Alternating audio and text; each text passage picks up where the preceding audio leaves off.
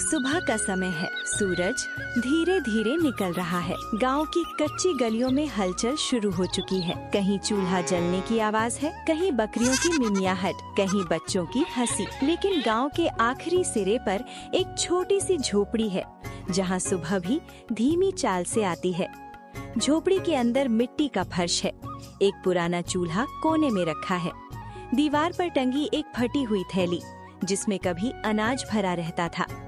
यहीं रहती है शांति देवी, उम्र करीब 50 साल, और उसका बेटा राहुल, जो अभी 20 का भी नहीं हुआ। कुछ घरों में सुबह चाय से शुरू होती है और कुछ घरों में चिंता से। शांति देवी नींद से उठती है। सबसे पहले उसकी नजर रसोई के कोने पर जाती है। वो चुपचाप उठकर चूल्हे के पास बैठती है। राख को हाथ से छूती है। ठंडी है। उसकी आंखों में एक पल के लिए डर उतर आता है, लेकिन अगले ही पल वो खुद को संभाल लेती है। उसी समय राहुल करवट बदलता है, नींद से जागता है। अम्मा, सुबह हो गई क्या? हाँ बेटा, उठ जा, आज भी दिन लंबा है। शांति देवी एक छोटी सी कटोरी उठाती है। उसमें थोड़ी सी दाल बची है। वो दाल को देखती रहती है, जैसे कोई जवाब मांग रही हो। फिर वो दाल में पानी डालती है ताकि मात्रा थोड़ी बढ़ जाए। चूल्हा जलता है। धीमी आंच पर दाल चढ़ती है। राहुल पास बैठा है। वो सब देख रहा है, समझ रहा है, लेकिन कुछ बोल नहीं रहा। शांति देवी आटे से 2 रोटियां बनाती है, बहुत पतली, इतनी पतली कि उनसे पेट नहीं, बस उम्मीद भर सके। एक पूरी रोटी वो राहुल की थाली में रखती है, दूसरी आधी तोड़कर अपनी तरफ सरका लेती है। अम्मा, तुम पूरी रोटी क्यों नहीं खा रही? शांति देवी मुस्कुराती है। अरे, मुझे भूख नहीं है बेटा, तू खा। माँ का झूठ आवाज से नहीं, त्याग से पहचाना जाता है। राहुल अपनी रोटी का छोटा सा टुकड़ा माँ की थाली में रख देता है। शांति देवी उसे देख लेती है, हल्की सी डांट। नहीं, तू खा ले, मुझे देखना अच्छा लगता है जब तू पेट भर कर खाता है। दोनों खामोशी से खाते हैं। बाहर से गांव की आवाजें आती रहती हैं। राहुल घर से निकलता है, कंधे पर पुराना झोला, पैरों में घिसी हुई चप्पल। वो पहले सेठ जी के घर जाता है। अभी कोई काम नहीं है, कल आना। फिर खेत के मालिक के पास। लोग पहले से लगे हैं। हर दरवाजे पर एक ही जवाब। धूप तेज होती जा रही है, पसीना बह रहा है, पैर भारी लगने लगते हैं। जब मेहनत को मौका नहीं मिलता तो मन धीरे धीरे टूटता है। राहुल एक पेड़ के नीचे बैठ जाता है, आंखें बंद करता है। उसके सामने माँ का चेहरा आ जाता है। आधी रोटी, पतली दाल। मैं कब कुछ बन पाऊंगा? आंखें नम हो जाती हैं, लेकिन वो उठ खड़ा होता है। यहीं से कहानी का असली रास्ता शुरू होता है। शाम ढल चुकी है। सूरज अब गांव के पीछे छिप रहा है। राहुल धीरे धीरे घर की तरफ बढ़ रहा है। उसके कदम भारी हैं, सिर झुका हुआ है। पूरा दिन बीत गया, लेकिन हाथ खाली है। झोपड़ी के पास पहुंचते ही वो रुक जाता है। एक पल सोचता है, अम्मा को क्या बताऊंगा? अंदर से चूल्हे की हल्की आवाज आती है। शांति देवी चूल्हे के पास बैठी है। वो राहुल के कदमों की आहट पहचान लेती है। वो बाहर आती है, राहुल को देखती है। आ गया बेटा। राहुल कुछ नहीं बोलता, बस सिर हिला देता है। शांति देवी सब समझ जाती हैं। वो सवाल नहीं करती, बस राहुल के कंधे पर हाथ रख देती है। माँ को शब्दों की जरूरत नहीं होती, वो खामोशी भी पढ़ लेती है। राहुल जमीन पर बैठ जाता है, आंखें नम है। अम्मा, मैंने पूरी कोशिश की, लेकिन कहीं काम नहीं मिला। शांति देवी पास बैठ जाती है, उसका सिर अपने कंधे पर रख लेती है। थक गया होगा बेटा, थोड़ा आराम कर ले। जब दुनिया सवाल करती है, माँ सिर्फ सहारा बनती है। राहुल की आंखें बंद हो जाती हैं। आज भी पेट से ज्यादा मन थका हुआ है। रात हो चुकी है। झोपड़ी के अंदर हल्की सी दिया जल रही है। शांति देवी थोड़ी सी बची दाल गरम करती है। आज फिर वही पतली रोटी। राहुल चुपचाप बैठा है, वो सोच में डूबा हुआ है। खाना खाते खाते वो अचानक बोल पड़ता है, अम्मा, अगर मैं कुछ न कर पाया तो? शांति देवी खाना रोक देती है, राहुल की तरफ देखती है। तो क्या हुआ बेटा? राहुल चौंकता है। मतलब अगर मैं नाकाम रहा? शांति देवी हल्की सी मुस्कान के साथ बोलती है, नाकाम वही होता है जो कोशिश छोड़ देता है। माँ की बातें भाषण नहीं होती, जिंदगी की सच्चाई होती है। शांति देवी राहुल का हाथ पकड़ती है। हमारे पास पैसे कम हैं, लेकिन हिम्मत पूरी है, तो कुछ न कुछ जरूर करेगा। राहुल की आंखों में हल्की सी चमक लौट आती है। लेकिन शुरू कहाँ से करो? शांति देवी थोड़ी देर सोचती है, फिर बोलती है, छोटा शुरू कर बेटा, शर्म मत कर। कभी कभी एक छोटा सा वाक्य डर की दीवार गिरा देता है। राहुल पहली बार बार सीधे बैठता है। उसके मन में कुछ नया जन्म ले रहा है। अगली सुबह राहुल जल्दी उठ जाता है। आज उसके चेहरे पर कल जैसी उदासी नहीं है। वो माँ को देखता है, फिर बाहर निकलता है। राहुल गांव के एक पुराने जानकार हरिया काका के घर पहुँचता है। हरिया काका उसे ऊपर से नीचे तक देखते हैं। क्या बात है बेटा? राहुल थोड़ी झिझक के साथ बोलता है। काका, थोड़े पैसे उधार चाहिए। हरिया काका चुप हो जाते हैं। उधार मांगना आसान नहीं होता, खासकर तब जब आत्मसम्मान जिंदा हो। राहुल जल्दी से हाथ जोड़ता है। काम शुरू करना है, बेचने का। कुछ देर सोचते हैं, फिर अंदर जाकर थोड़े पैसे लाते हैं। ज्यादा नहीं है, लेकिन मेहनत के लिए है। राहुल की आंखें भर आती है। काका, मैं लौटा दूंगा। पहले खुद को खड़ा करो। राहुल बाजार से उबले चने, प्याज और थोड़ा मसाला खरीदता है। एक पुरानी टोकरी में सब रखता है। जब वो घर लौटता है, शांति देवी दरवाजे पर खड़ी होती है। शुरू कर दिया। राहुल मुस्कुराता है। हाँ माँ, छोटा सही लेकिन अपना है। हर बड़ी कहानी यहीं से शुरू होती है, पहले कदम से। सुबह का समय है। गांव का छोटा सा बाजार धीरे धीरे जाग रहा है। दुकानदार अपनी अपनी दुकानें खोल रहे हैं। कहीं सब्जी की टोकरियां रखी जा रही हैं, तो कहीं चाय उबल रही है। राहुल एक कोने में अपनी पुरानी टोकरी रखता है। उसमें उबले चने, प्याज और थोड़ा मसाला है। वो गहरी सांस लेता है। आज उसका पहला दिन है। पहला दिन हमेशा सबसे भारी होता है, क्योंकि उसमें डर भी होता है और उम्मीद भी। राहुल आवाज लगाता है। चना ले लो, गरम गरम चना। उसकी आवाज भीड़ में खो जाती है। लोग आते हैं, देखते हैं और आगे बढ़ जाते हैं। कुछ लोग रुकते भी हैं, लेकिन पूछ कर चले जाते हैं। नया है क्या? स्वाद कैसा है? कोई खरीदता नहीं। धूप चढ़ती जाती है, पसीना बहने लगता है। राहुल की आवाज धीमी पड़ जाती है। वो टोकरी की तरफ देखता है। सब वैसा ही पड़ा है। जब मेहनत का पहला जवाब खामोशी हो, तो दिल टूटने लगता है। शाम हो जाती है। राहुल धीरे से टोकरी उठाता है। पहला दिन पूरी तरह फेल हो चुका है। राहुल टोकरी उठाए घर की तरफ चल पड़ता है। रास्ते में कुछ लोग उसे पहचान लेते हैं। दो आदमी आपस में बातें करते हैं। अरे, ये तो चना बेचने लगा है।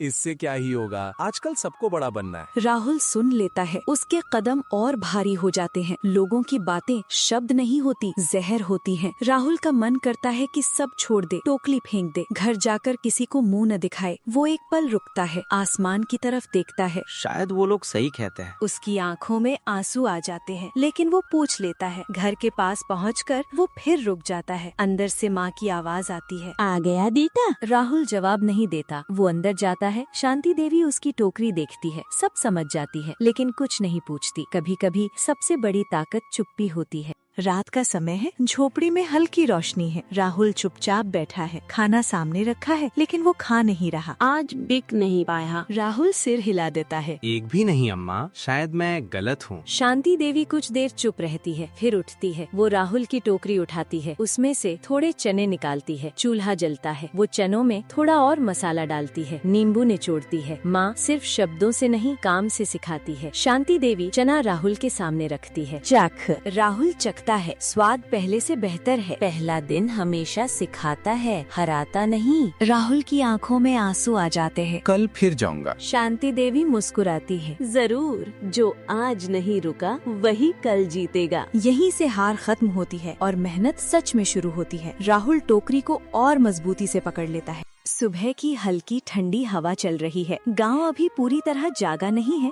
लेकिन राहुल आज फिर जल्दी उठ गया है। वो चुपचाप चूल्हे के पास बैठी शांति देवी को देखता है। माँ चने उबाल रही है।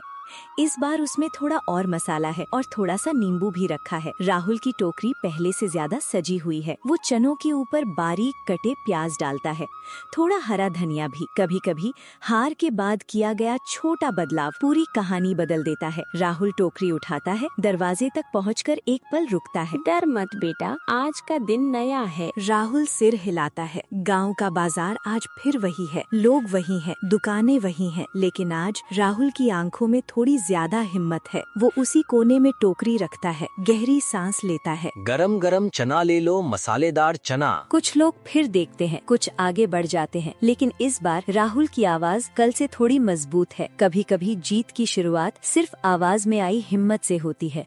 दोपहर होने लगी है, धूप धीरे धीरे तेज हो रही है। राहुल फिर भी लगातार आवाज लगाता रहता है। तभी एक छोटा लड़का उसकी टोकरी के पास आकर रुकता है। लड़के के हाथ में 2 सिक्के हैं। भैया चना कितने का है? राहुल थोड़ा घबरा जाता है। ये उसका पहला असली ग्राहक है। 2 रुपए का भी है, 5 का भी। लड़का मुस्कुराता है। 2 रुपए का दे दो। राहुल के हाथ थोड़े कांपते हैं। वो जल्दी से पत्ते की छोटी कटोरी बनाता है, उसमें चने डालता है, ऊपर से प्याज और मसाला, थोड़ा नींबू भी निचोड़ देता है। लड़का चखता है। एक पल के लिए राहुल की सांस रुक जाती है। फिर लड़का मुस्कुराता है। अच्छा। राहुल के चेहरे पर हल्की सी मुस्कान आ जाती है। पहला ग्राहक सिर्फ पैसा नहीं देता, हिम्मत भी देता है। लड़का सिक्के देता है और खुश होकर चला जाता है। राहुल की हथेली में 2 छोटे सिक्के चमक रहे हैं। दोपहर के बाद धीरे धीरे कुछ और लोग भी रुकने लगते हैं। कोई 2 रुपए का चना लेता है, कोई 5 रुपए का। राहुल हर बार ध्यान से चना बनाता है और मुस्कुरा कर देता है। ईमानदारी से किया गया छोटा काम धीरे धीरे भरोसा बनाता है। शाम तक राहुल की टोकरी आधी खाली हो चुकी है। वो बार बार अपनी जेब में रखे सिक्के देखता है। पहली बार उसकी मेहनत पैसे में बदली है। जब सूरज ढलने लगता है तो राहुल टोकरी उठाता है। आज उसके कदम कल से हल्के हैं। घर पहुंचते ही शांति देवी दरवाजे पर खड़ी मिलती है। कैसा रहा दिन? जेब से सिक्के निकालता है और माँ की हथेली पर रख देता है। अम्मा, आज पहली कमाई हुई है। शांति देवी कुछ नहीं बोलती,